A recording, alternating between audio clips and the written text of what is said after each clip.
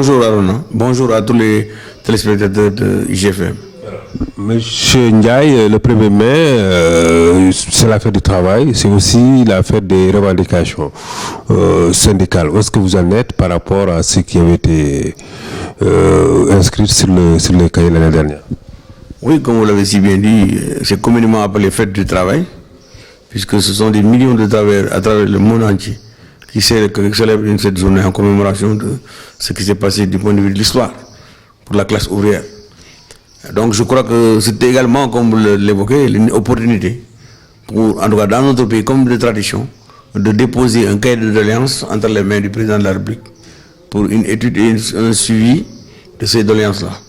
Donc je crois que nous sommes à quelques encablures de la fête.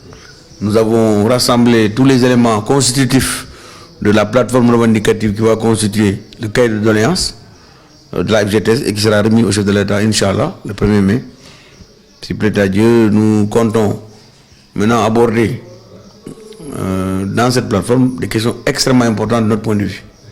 D'abord, au niveau des collectivités locales, qui, comme vous le savez, constitue une base affective à laquelle j'appartiens et qui a d'énormes difficultés, notamment le parachèvement de la fonction publique territoriale, dont le Conseil supérieur a été installé le 27 février dernier par le chef de l'État lui-même.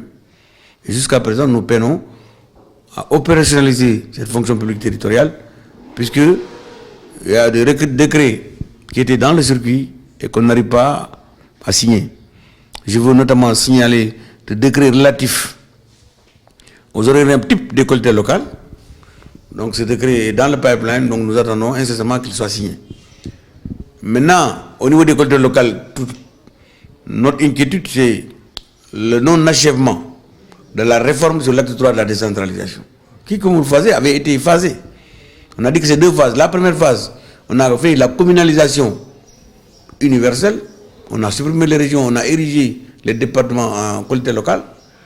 Et jusqu'à présent, ce qui constitue à nos yeux le maillon le plus important, c'est-à-dire les questions financières, jusqu'à présent, la deuxième phase avait prévu cela et la deuxième phase ne vient pas. Donc, manifestement, le régime financier des collectivités locales pose problème. Puisque aujourd'hui, beaucoup de collectivités locales, en tout cas dans leur grande écrasante majorité, ont des difficultés financières pour fonctionner. Certains n'arrivent qu'à juste payer des trucs de fonctionnement, les dépenses de personnel et le fonctionnement. Ils ne peuvent pas investir. Donc, il y a un problème d'autonomie financière. Or, la loi des collectivités locales est très claire. Si une collectivité locale n'est pas en mesure de s'autofinancer, c'est-à-dire que si elle n'a pas l'autonomie financière, on ne doit plus l'appeler collectivité locale, on doit la dissoudre. Vous voyez que si on applique cela au Sénégal, les 3/4 vont disparaître. Donc je crois qu'il est temps, et là sur cette question, nous allons interpeller le chef de l'État pour qu'on nous dise quelles sont les raisons pour lesquelles l'acte 3 n'est pas arrivé à bout. Puisqu'il y a eu des impacts très négatifs sur la vie sociale des travailleurs, notamment les questions de prise en charge médicale. Aujourd'hui, nous avons des milliers de travailleurs sans couverture médicale. Il y a eu des cas de décès, il y a eu des cas vraiment dramatiques, puisque les travailleurs qui avaient été dans certaines grandes villes ont été redéployés dans les communes d'arrondissement d'alors érigées en communes de plein exercice. Ces communes sont dans l'incapacité d'assurer la couverture sociale. Or, lorsque vous héritez d'un patrimoine ou de biens ou d'équipements, vous héritez de l'actif et du passif. On a l'impression que ces collectivités locales se sont accaparées de l'actif. Pour le passif, c'est-à-dire le passif social, ils font le mort, ce qui est inadmissible. Donc c'est la raison pour laquelle nous allons demander qu'on achève cette réforme-là, une fois pour toutes, qu'on ne s'en arrête pas à l'acte 2 qui n'a pas de sens. Et je crois que le président nous entendra sur ces questions. Maintenant, comme vous le savez, nous sommes une centrale syndicale. Donc il y a d'autres secteurs autour desquels nous nous battons, comme la santé. Vous savez que nous sommes une composante de Andekesem, dirigée par le camarade Mbalo Diacham. Et nous avons mené pendant plus de 10 mois une bataille, des grèves, des sittings, des marches nationales pour nous battre contre l'injustice qui a été opérée dans le secteur par rapport à l'attribution d'indemnités substantielles à un corps, le corps médical, au détriment du corps paramédical, qui constitue le gros de la troupe. Nous avons estimé que c'était une rupture d'égalité de traitement. Et nous sommes mis en ordre de bataille pour nous exiger qu'on répare cette injustice-là. La crise a trop duré, le président lui-même s'est impliqué Nous nous félicitons de cela pour que nous puissions abréger les souffrances des populations. Nous l'avons accepté. Nous avons répondu favorablement à son appel. Et je pense que nous n'avons pas regretté puisque lui aussi a fait beaucoup d'efforts en termes de régularisation des contrats de travail qui étaient menacés.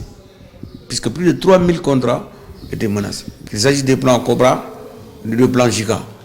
Donc on a pu quand même sécuriser pour le moment ces contrats en attendant de voir la promesse qu'il a faite de tout faire pour un recrutement progressif de cette cohorte de contractuels dans la fonction publique pour régler définitivement cette question-là.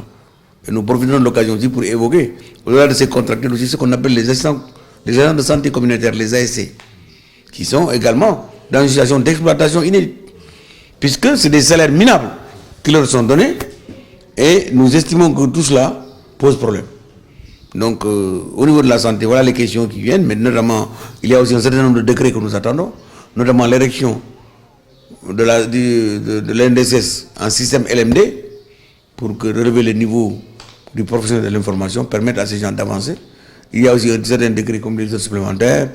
Il y a également la dette de la CIMU, la couverture maladie universelle, qui a plombé l'ensemble des hôpitaux. Il y a également la subvention des hôpitaux qui tardent souvent et qui cause d'énormes dégâts collatéraux par rapport, n'est-ce pas, au plateau technique, mais par rapport à la prise en charge des soins. Donc je crois que ce sont des questions qui, au niveau du secteur de la santé, que nous allons agiter et attendre les réponses du chef de l'État. Maintenant, au niveau du secteur agricole, ce que nous constatons, c'est qu'il y a un investissement massif de capitaux étrangers dans la vallée. Nous nous sommes félicités de la création de milliers d'emplois dans ce secteur.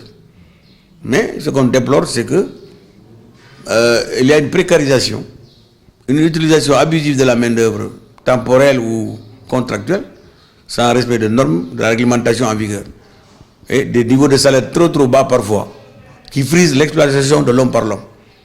Certains même nous ont dit qu'ils préfèrent aller travailler en Mauritanie comme femme de maison que de travailler dans les champs. Donc il y a ces questions-là.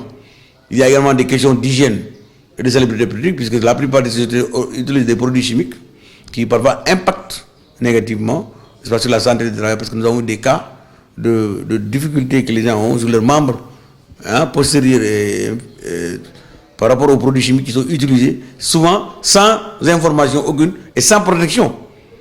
Je trouve que ça, c'est pas normal. On ne peut pas faire de gros bénéfices et refuser de rendre au minimum au travail, c'est-à-dire la protection sur les lieux de travail. Et d'ailleurs, nous avons, sous ce rapport-là, décidé de saisir les autorités pour que l'administration du travail soit renforcée à moyens. Les inspecteurs de contrôle, qu'il y ait des descentes fréquentes dans les entreprises, de manière inopinée, pour voir, pour en tout cas sanctionner les contrevenants, puisque c'est extrêmement important. Maintenant, sur la question de la convention dans le secteur, il y a un problème, puisque c'est des documents obsolètes qui sont là depuis Mathusalem, depuis 1952, à l'époque où Mamadou a été Premier ministre. Donc il faut que le gouvernement réalise les textes pour que le barème de calcul des salaires soit revu à la hausse et que les gens se retrouvent, etc. Donc nous avons également noté, pour le dénoncer, après l'adoption des mesures relatives à la génération de la retraite à 60 ans, avec des exceptions, que certaines entreprises, avec la complicité bien sûr de certains syndicats, parce que je ne peux pas comprendre que les centrales syndicales négocient l'accord à 60 ans, qu'on obtienne et que c'est des syndicats sectoriels qui s'enferment avec le patronat, qui signent des accords, qui demandent au ministre du Travail de faire des arrêtés et qu'on envoie les gens à 60-58 ans. Ça, nous avons pris la main dans le sac. La compagnie sucrière sénégalaise, qui a voulu licencier 1015 agents, ils ont commencé par 45, nous avons tapé et nous sommes devant les tribunaux pour régler cela. Parce que nous considérons que c'était un licenciement déguisé. La loi leur permet de licencier, mais qu'ils payent le prix. Ce qu'ils veulent faire, c'est trop facile. Des gens qui ont travaillé pendant des années, les sacrifier comme ça. Et ça, ce que je dénonce, c'est le comportement des syndicats au niveau de la compagnie sucrière. Il n'y a que la FGT sur 10 syndicats qui a refusé de signer cet accord ignoble. Et nous sommes devant les tribunaux et nous comptons résister. Parce que nous estimons qu'aujourd'hui, le force doit rester à la loi. Et nous mettons en garde le gouvernement, à travers le ministre du Travail, qui se permet de signer ces accords-là. Pourquoi aller s'enfermer avec des gens, signer des accords, donner les quitus à des gens en patronat pour qu'ils liquident les travailleurs? Quelqu'un à qui il reste 2 ans, 3 ans, qui a pris des prêts à la banque. Vous vous levez un jour, vous lui dites, oh, c'est fini. Ça, en sachant que souvent, ces travailleurs sont victimes d'un surendettement. Donc, quand on vous licencie comme ça, on précompte les traites et vous partez avec 0 franc. Ce qui a créé un drame social extraordinaire. Heureusement que nous avons saisi l'administration du travail pour qu'on arrête le processus et qu'on mette des critères objectifs. Puisque même le contrôle, on avait dit que c'est sur certification de médecins. Et ils ont pris le médecin maison là-bas pour faire ce travail-là, c'est pas possible. Donc, nous demandons une contre-expertise pour que ceux déclarés invalides le soient scientifiquement prouvés. Donc c'est des choses sur lesquelles nous ne pouvons pas transiger. D'ailleurs, nous avons également demandé la révision de la CCNI, la Convention collective nationale interprofessionnelle, qui est obsolète. Ça date des années. Je crois que vous, la presse par exemple, avez tenu à ce qu'on revoie la question de la Convention. La presse, je ne sais pas où est-ce que vous en êtes. Il y a eu beaucoup de bruit, mais je ne sais pas au final est-ce que les choses se sont rangées. Mais au niveau du privé, c'est la CCNI qui pose problème. Le Haut Conseil pour le dialogue social que nous félicitons a entamé le processus de toilettage en convoquant tous les partenaires autour d'une table pour qu'on règle définitivement cette question. Mais jusqu'à présent, le gouvernement réussit à organiser des assises par rapport à la CCNI. Donc c'est une urgence sociale et nous allons interpeller les chefs de l'État sur cette question qui, à nos yeux, semble extrêmement importante. Donc voilà, ramasser. Dans le domaine de l'hôtellerie, c'est les mêmes problèmes. L'hôtellerie aussi, c'est les mêmes problèmes. C'est la précarisation de la main-d'œuvre, la sous-traitance. C'est la même chose dans le secteur minier, des mines et carrières. C'est des sociétés d'intérim qui viennent et qui utilisent la main-d'œuvre temporaire à des bas coûts. Vous facturez à l'entreprise 200 000 francs pour un poste, vous payez les agents à 50 000 francs. Moi, je dis que ça, l'État doit quand même mettre de l'ordre dans tout ça. C'est pas juste. Parce que ça, et d'ailleurs la loi est très claire, on ne peut pas. L'activité principale de l'entreprise le convie à une société d'intérim. C'est un détournement de procédure qui est en cours. Et c'est pourquoi nous demandons à l'administration du travail de faire son travail, d'être vigilante, de ne pas tolérer la précarisation. Les gens ont le droit du travail, de s'être sécurisés, d'avoir une famille, d'ouvrir des comptes en banque, de faire des prêts. Mais avec ces salaires de 50 000, de 60 000, 40 000, qu'est-ce que vous allez faire? Donc voilà les difficultés auxquelles nous sommes confrontés et c'est la raison pour laquelle la FGTS demandera un renforcement des moyens d'administration du travail pour qu'il y ait des contrôles périodiques et réguliers dans les entreprises. Il y a même des entreprises qui défient l'État. Je vais vous parler de l'entreprise Satrec qui refuse d'organiser des élections. Quand l'inspecteur les convoque, ils ne viennent pas. Dans quel pays sommes-nous? Où c'est le patronat qui impose, qui dicte sa loi.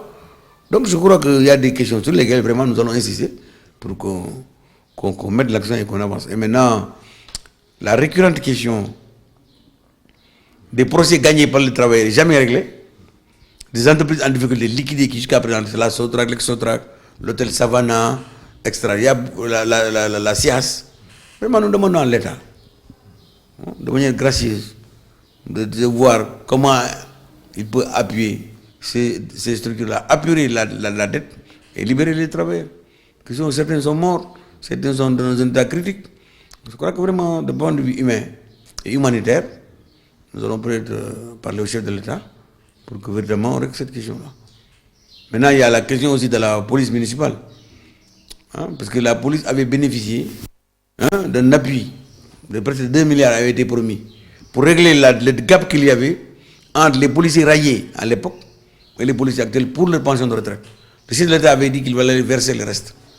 Parce que ceux qui étaient radiés et qui ont été réintégrés ont perdu des années, plus de 6 à 7 ans, sur leur pension de retraite. Donc, ce qui fait qu'ils ont une pension modique par rapport à d'autres.